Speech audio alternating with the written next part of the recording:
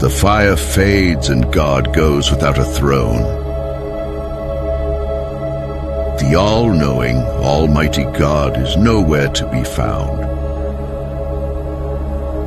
A dark mist enshrouded the land in his absence, and demons roam freely, devouring human souls.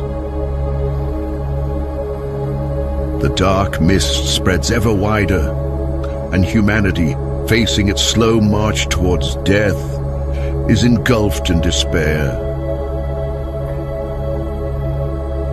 Yet, within the hearts of men, the embers of courage still smolder.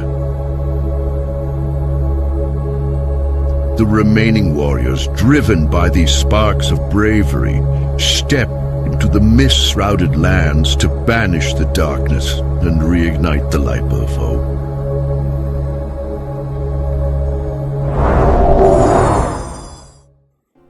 My, what an introduction that was. Hello there everyone, welcome back. We are playing Pixel Dungeon VR, and I've gotta say, this is a really unique RPG dungeon crawler that I have played, and the only ones I've really played are the big ones that you see on the Meta Quest.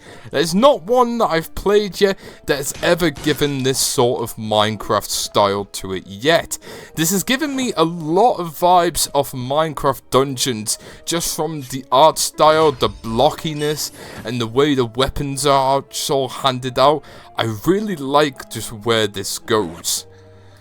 So in Pixel Dungeon, thanks to the creators of the game, I managed to get a free key to go and try this out and let you know my thoughts and opinions on what I think of the game and what the general purpose and view I think it may be.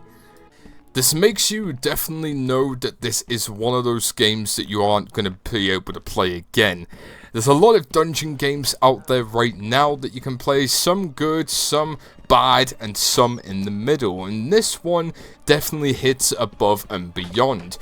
With a multiplayer mode added onto it and a single player mode, it gives you so much customizations and options of who you can be.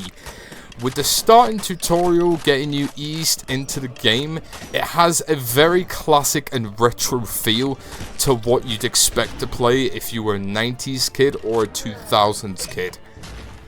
The demo offers you a very broad idea of what you'll be getting yourself into if you decide to buy the full game to play multiplayer. The multiplayer is around £15 for you to go and upgrade if you so do choose to, and I've just got to say, if you have played Minecraft or Minecraft Dungeons in specific, this will remind you a lot of that in virtual reality, and I'm so glad something like this is being made and it is possible in VR. To play multiplayer, it is roughly £15, but if you don't fancy multiplayer, this also can be a single player adventure.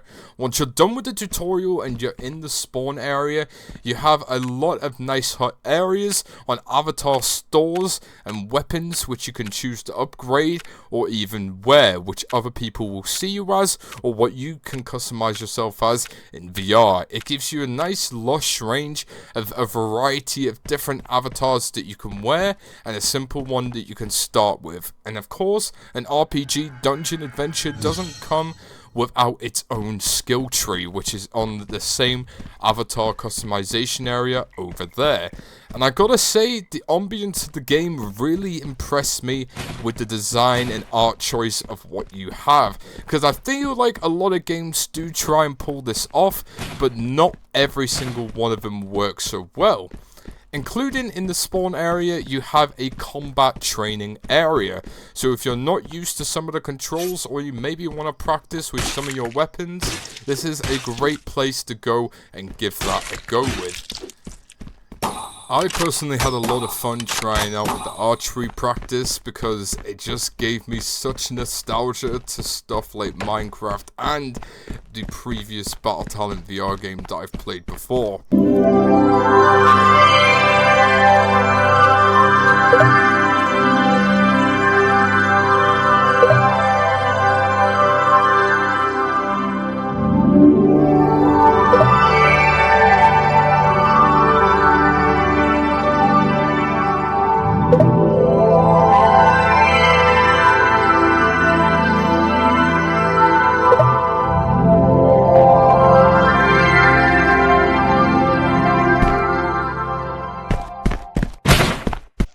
Now at this moment in time, these are the 4 different maps available with 3 different game modes: Adventure, Arena and Duel, with Library and coming soon maps of a mountain, a cave and a mysterious manor house.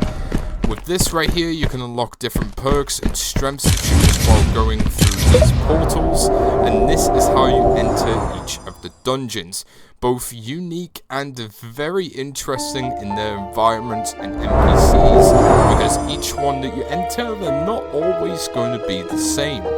No, I do put heavy emphasis on this. If you do have people to play this with, this will make this experience so much better.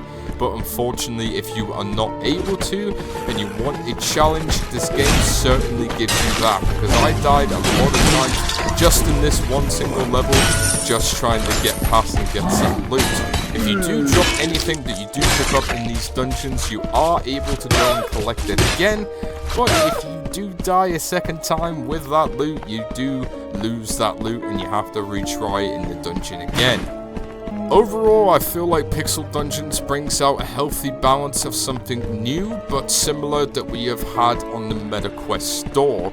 It is something that I could probably stick with to complete 100%, but I feel like this is one of those games where you should experience this with other people. Otherwise, if you're not used to single player dungeon games like this, you may get bored very easily. But then again, that might be different for you, but that's just the way I see it.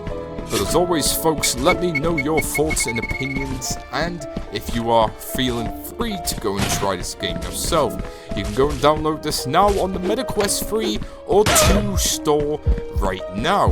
As always, my name's Chen, thank you so much for watching, bye bye now.